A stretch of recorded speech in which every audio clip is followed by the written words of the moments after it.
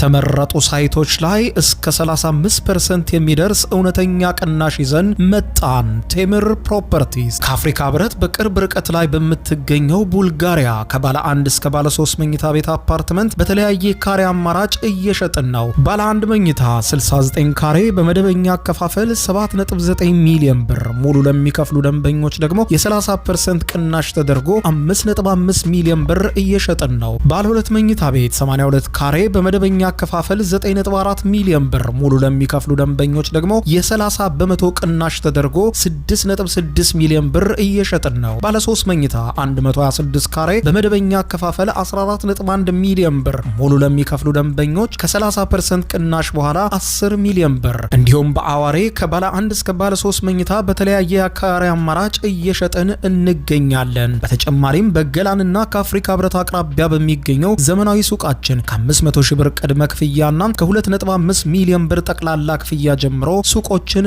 እየሸጥን ነው። ይምጡ። የማስረከቢያ ጊዜያችን 3 ዓመት ነው። ለበለጠ መረጃና ለሳይት ጉብኝት በ0910 47 38 79 ወይም በ0991 81 33 32 ላይ ሃሎ ይበሉን። ቴምር ፕሮፐርቲስ።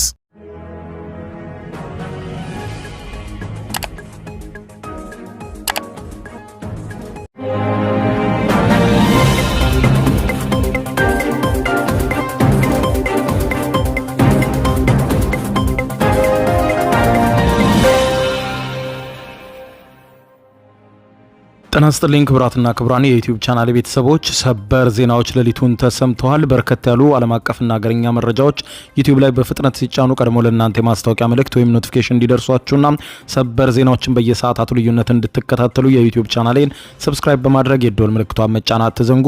ወደ ሰበር መረጃዎቹ ስናቀና በቀዳሚነት ወደ እናንተ ጆሮ የሚደርሰው አሜሪካ ከፍተኛ ድንጋጤ ነግሷል። የአሜሪካ የደህንነት ቢሮ ዲኢኤ እና ኤፍቢአይ ሌሊቱን አስቸኳይ ማስጠንቀቂያ አውጥተዋል። በመላው አሜሪካ ጥቃት ሊፈጸም እንደሚችል የስለላ መረጃዎች ማረጋገጣቸውን ተከትሎ ነው እነዚህ ተቋማት አስቸኳይ መግለጫ ያወጡት። ይኸውም ኢራን ለረጅም ጊዜ ወደ አሜሪካ አስርጋ ያስገባቻቸው ስሊፐሪ ሴልስ በመባል በተለምዶ የሚታወቁ ተዘጋጅተው ነዋሪ መስለው የሚቀመጡና ጥቃት በድንገት የሚፈጽሙ አካላት በአሜሪካ ውስጥ ጥቃት ሊፈጽሙ መዘጋጀታቸውን የደህንነት ቢሮዎች አረጋግጠዋል ሲል ህዝቡ ጥንቃቄ እንዲያደርግ በዋና ዋና ከተሞችና በደህንነት ተቋማት እንዲሁም በመሰረተ ልማቶች ላይ አስቸኳይ ጥበቃዎች እንዲጠናከሩ ትዕዛዝ ተሰጥቷል። ይህንንም ተከትሎ በርከት ያሉ ሰበር መረጃዎች ወጥተዋል፣ አስደምጣችኋለሁ። በሌላው በኩል የእስራኤሉ ጠቅላይ ሚኒስትር ቤንያሚን ኔታንያሁ ለመላው ኢራናውያን አስቸኳይ ሲሉ መልእክታቸውን አጋርተዋል። ለመሆኑ የእስራኤሉ ጠቅላይ ሚኒስትር ለኢራናውያን ያስተላለፉት መልእክት ምንድን ነው?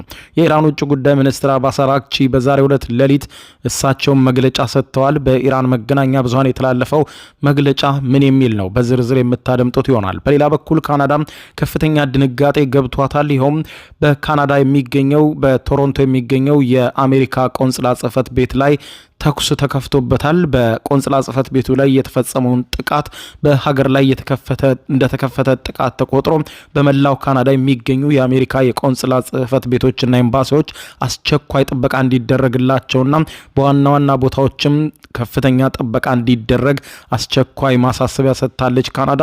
ዝርዝር መረጃውን የማስደምጣችሁ ይሆናል። ጦርነቱ መልኩን እየቀያየረ ወደ አደገኛ አቅጣጫ እያመራ ነው። አብረን ዝርዝር መረጃውን እንከታተለው። በቀደም የአሜሪካ የደህንነት ቢሮ አስቸኳይ መግለጫ ለመላው አሜሪካውያን አወጣ። አሜሪካውያን በሀገር ውስጥ ጥንቃቄ እንዲያደርጉ አሳሰበ። የአሜሪካ የዜና አውታሮች ከሰዓታት በፊት እንዳወጡት ዘገባ ከሆነ የዩናይትድ ስቴትስ የፌዴራል የምርመራ ቢሮ ወይም ኤፍቢአይ እና የሀገር ውስጥ ደህንነት ጥበቃ ሚኒስቴር ዲኤችኤስ በመላው አሜሪካ ከፍተኛ የሆነ የጸጥታ ማስጠንቀቂያ ማውጣታቸውን አስታውቋል። ይህ አጣዳፊ ማስጠንቀቂያ የተሰጠው የኢራን መንግስት በዩናይትድ ስቴትስ ግዛት ውስጥ ለረጅም ጊዜ በስውር አሰማርቷቸው የነበሩና በተለምዶ ስሊፐሪ ሴልስ በመባል የሚታወቁ ቡድኖች ጦርነቱን ተከትሎ በአሜሪካ ውስጥ ከፍተኛ ጥቃት ሊፈጽሙ እንደሆነ መደረሱን ገልጿል። አሜሪካም በውጭው ጦርነት ስትጠመድ በውስጥም ከፍተኛ ጥቃት ሊፈጸም በዝግጅት ላይ ነው ያሉት የአሜሪካ የስለላና የደህንነት ቢሮዎች ባወጡት መግለጫ ኤቢሲ ኒውስ እንዳለው የፌዴራል ደህንነት ባለስልጣንን ጠቅሶ እንደዘገበው እነዚህ እነዚህ ስሊፐር ሴል የተሰኙ ኃይሎች ተራና ሰላማዊ ዜጎች መስለው በማህበረሰቡ ውስጥ ተቀላቅለው ይህንን አስቸጋሪ ጊዜ ሲጠብቁ ቆይተዋል ያለ ሲሆን መደበኛ ስራ ያላቸውና ጎረቤቶቻቸውን በማይጠራጠሩበት ሁኔታ ውስጥ የቆዩ ናቸው ብሏል። ነገር ግን ከዋናው አዛዥ አካል ትዕዛዝ ሲደርሳቸው በድንገት አውዳሚ ጥቃቶችን ለመፈጸም ዝግጁ የሆኑ የሰለጠኑ የውጭ ወኪሎች ናቸው ኢራን ለረጅም ጊዜ አዝልቃ ወደ አሜሪካ ያስገባቻቸው ብሏል።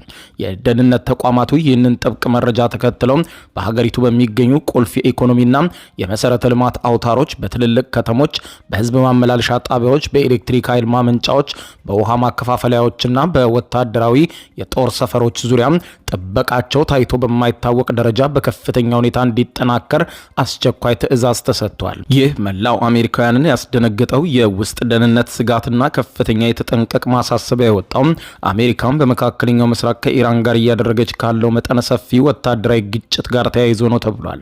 ይህ የኢራን እርምጃ ጦርነቱን ወደ አሜሪካ መሬት ለማምጣት ያቀደችው የሳይበርና የአካል ጥቃት የአጸፋ እርምጃ አካል ሊሆን እንደሚችል የደህንነት ተንታኞች ስጋታቸውን በስፋት እየገለጹ ይገኛል። የፌዴራል ደህንነት መዋቅሮችም በቅርብ ጊዜ ውስጥ ያገኟቸውን የተጠለፉ የኮሚኒኬሽን መረጃዎችና የሳይበር ትንተናዎች እንደሚያረጋግጡት ከሆነ እነዚህ የኢራን ሰዎች ናቸው የተባሉ የስሊፐር ሴልስ አባላትም የጥቃት ኢላማዎቻቸውን በመለየትና የሎጂስቲክስ ዝግጅቶችን በማጠናከር ላይ ሊሆኑ እንደሚችሉ ከፍተኛ ድንጋጤ መፍጠሩንና ጥርጣሬው ማየሉን ተከትሎ ነው አሜሪካን በተቋሞቿ በሙሉ አስቸኳይ ጥበቃ ያወጀችው።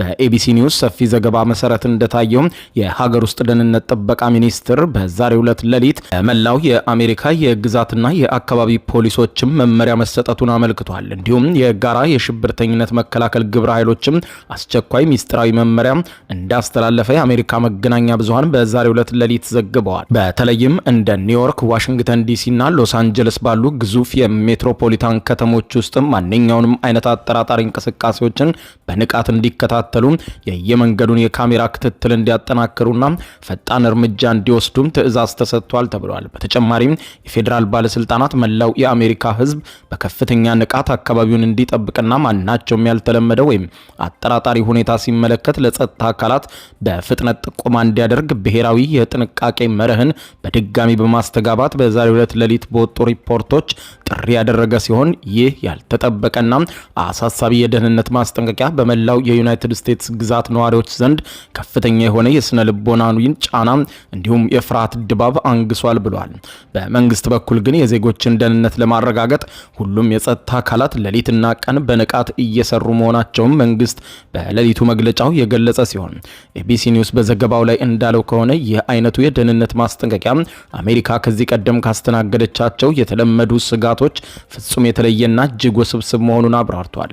ምክንያቱም እነዚህ የኢራን ስውር ኃይሎች ለረጅም ጊዜ ወደ አሜሪካ በተለያየ መንገድ ሲገቡና ኑሯቸውን ሲገፉ እንዲህ አይነት አስጨናቂ ጊዜ በኢራን ላይ ሲከሰትም ትዕዛዝ የሚሰጣቸውና ጥቃት ሊፈጽሙ የሚችሉ ናቸውም ብለዋል። በተለይም የአሜሪካ የደህንነት ቢሮዎች ውስን መረጃም በጉዳዩ ላይ እንዳላቸውና ቁጥራቸው ምን ያህል ነው፣ የት አካባቢ ናቸው የሚለውን አለመታወቁን ተከትሎ ነው ለመላው የአሜሪካ ነዋሪዎች አስቸኳይ ማስጠንቀቂያ የተሰጠው ተብሏል።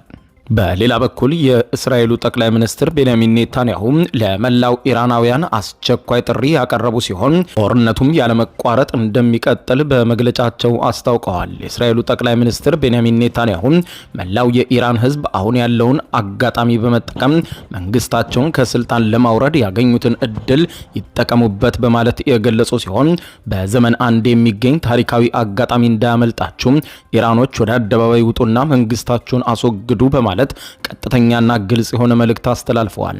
ጠቅላይ ሚኒስትሩ ይህንን በቀጠናው ከፍተኛ መነጋገሪያ የሆነ የፖለቲካና የስነ ልቦና ጦርነት አካል የሆነ መልእክታቸውን ያስተላለፉት በጽህፈት ቤታቸው ይፋዊ ማህበራዊ ትስስር ገጽ ላይ ዛሬ ሌሊት በሰፈረው ጽሁፍ ነው።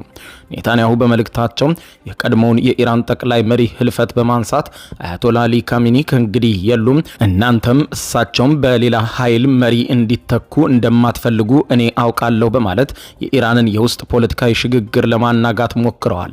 ይህ አባባላቸው እስራኤል የኢራንን መንግስት ከውጭ በጦር መሳሪያና በአየር ጥቃት ከመውጋትም ባለፈ ከውስጥ በህዝባዊ አመጽ እንዲፈርስ የማድረግ ስትራቴጂ እየተከተለች መሆኑን በግልጽ የሚያሳይ ነው ተብሏል።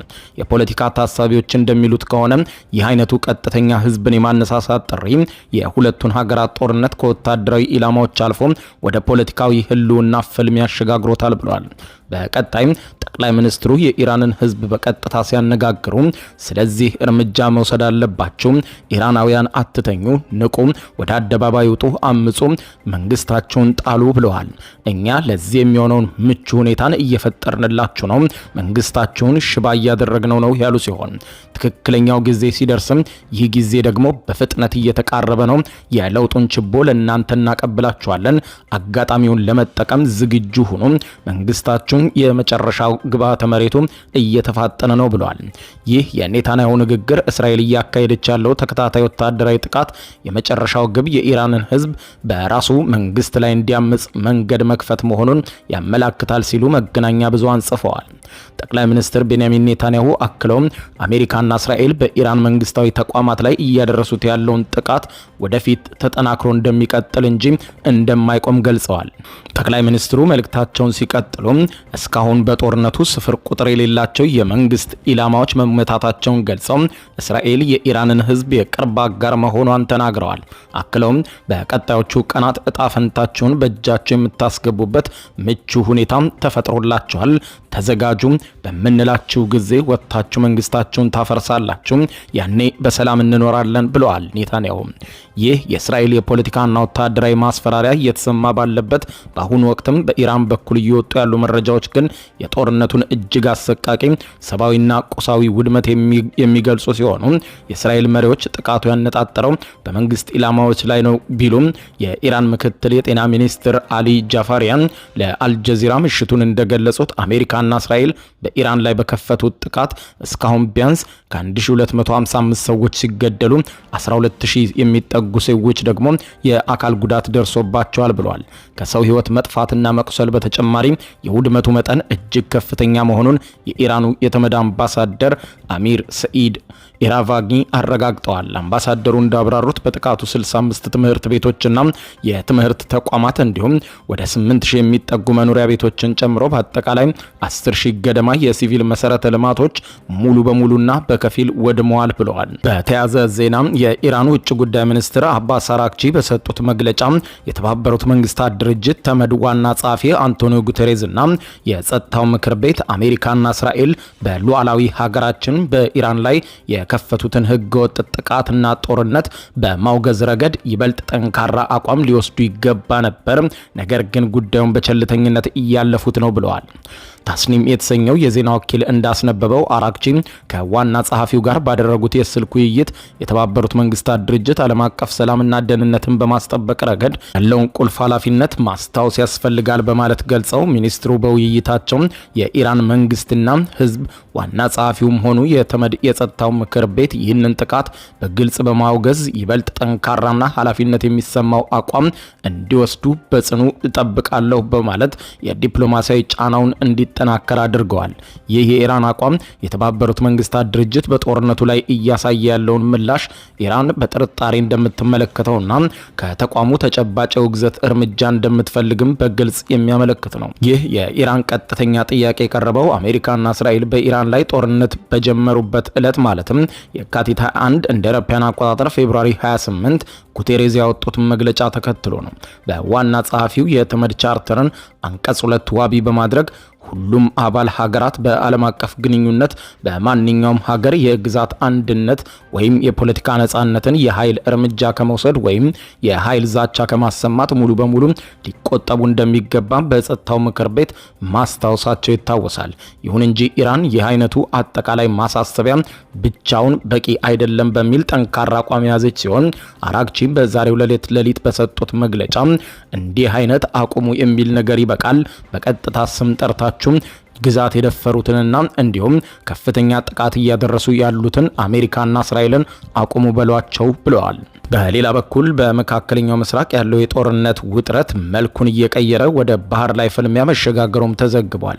የአሜሪካ ማዕከላዊ እዝ ወይም ሴንትኮም ባወጣው መግለጫ እንዳለው ከሆነ በሆርሙዝ የባህር ወሽመጥ አቅራቢያ የሚገኙ 16 የኢራን ፈንጂ ጣይ መርከቦችን ጨምሮ በርካታ የባህር ላይ ኢላማዎችን በማነጣጠር በወሰድነው እርምጃ ሙሉ በሙሉ አውድመናቸዋል ሲል ገልጿል። እዙም ይህንን ጥቃት የፈጸመው የኢራን መንግስት በዓለም አቀፍ የንግድ መርከቦች ላይ የሚያደርሰውን ትንኮሳ ለማስቆምና የባህር ኃይልን የማሳየት አቅምን ለማዳከም ነው ብሎታል። ይህንኑ ወታደራዊ እርምጃ ተከትሎ ፕሬዝዳንት ዶናልድ ጄ ትራምፕ በትሩዝ ሶሻል ማህበራዊ ሚዲያ ገጻቸው ላይ ባሰፈሩት መረጃ የአሜሪካ ኃይሎች 10 የሚሆኑ ስራ ላይ ያልነበሩ ፈንጂ አጥማጅ ጀልባዎችንና መርከቦችን ሙሉ በሙሉ አጋይተዋል ሲል ገልጸዋል። ፕሬዝዳንቱ አክሎም ኢራን የዓለምን ንግድ የደም ስር በሆነው በዚህ ወሳኝ የውሃ መስመር ላይ ሆርሙዝ ላይ ፈንጂ ለማጥመድ ከሞከረች ከባድ ውድመት የሚያስታቅፋትን ጥቃት ከኛ ይሰነዘርባታል ሲሉ ኢራንን አስጠንቅቀዋል። ጀልባዎቹን ማውደም ጅምር መሆኑንና ቀጣይ ሌሎች ጠንከር ያሉ ጥቃቶች በኢራን ላይ እንደሚሰነዘሩም ዝተዋል።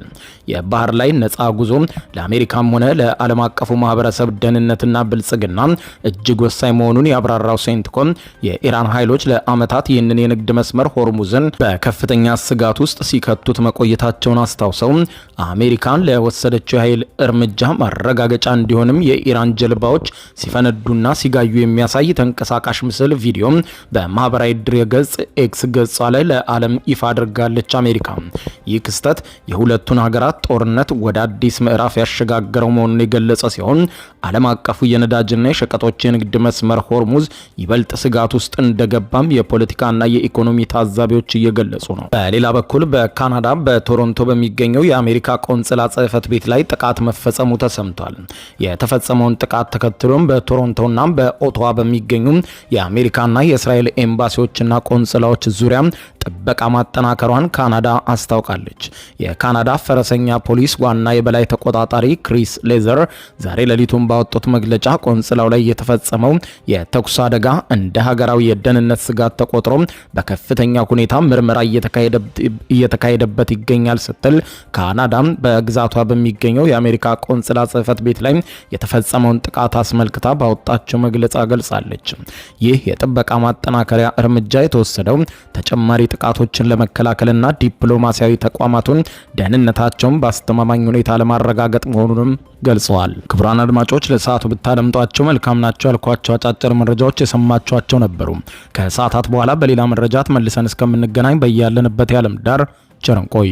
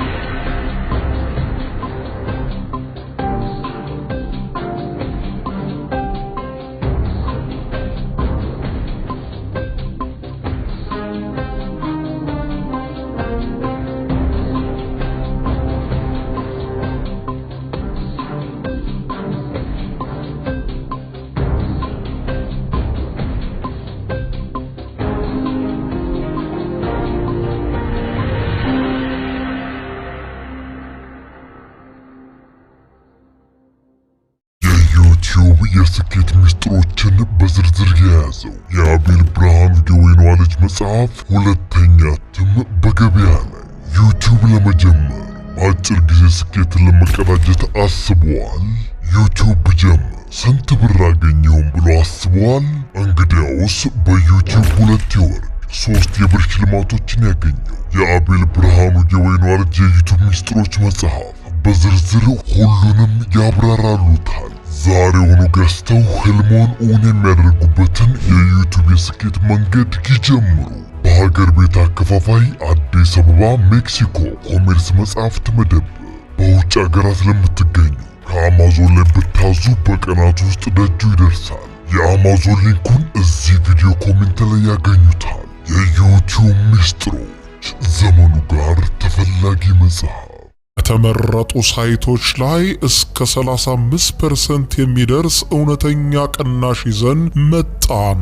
ቴምር ፕሮፐርቲስ ከአፍሪካ ህብረት በቅርብ ርቀት ላይ በምትገኘው ቡልጋሪያ ከባለ 1 እስከ ባለ 3 መኝታ ቤት አፓርትመንት በተለያየ ካሬ አማራጭ እየሸጥን ነው። ባለ 1 መኝታ 69 ካሬ በመደበኛ አከፋፈል 7.9 ሚሊዮን ብር፣ ሙሉ ለሚከፍሉ ደንበኞች ደግሞ የ30% ቅናሽ ተደርጎ 5.5 ሚሊዮን ብር እየሸጥን ነው። ባለ 2 መኝታ ቤት 82 ካሬ በመደበኛ አከፋፈል 9.4 ሚሊዮን ብር፣ ሙሉ ለሚከፍሉ ደንበኞች ደግሞ የ30 በመቶ ቅናሽ ተደርጎ 6.6 ሚሊዮን ብር እየሸጥን ነው። ባለ 3 መኝታ 126 ካሬ በመደበኛ አከፋፈል 14.1 ሚሊዮን ብር፣ ሙሉ ለሚከፍሉ ደንበኞች ከ30% ቅናሽ በኋላ 10 ሚሊዮን ብር። እንዲሁም በአዋሬ ከባለ 1 እስከ ባለ 3 መኝታ በተለያየ ካሬ አማራጭ እየሸጥን እንገኛለን። በተጨማሪም በገላንና ከአፍሪካ ህብረት አቅራቢያ በሚገኘው ዘመናዊ ሱቃችን ከ500 ሺህ ብር ቅድመ ክፍያና ከ2.5 ሚሊዮን ብር ጠቅላላ ክፍያ ጀምሮ ሱቆችን እየሸጥን ነው። ይምጡ። የማስረከቢያ ጊዜያችን 3 ዓመት ነው። ለበለጠ መረጃና ለሳይት ጉብኝት በ0910 47 38 79 ወይም በ0991 81 33 32 ላይ ሃሎ ይበሉን። ቴምር ፕሮፐርቲስ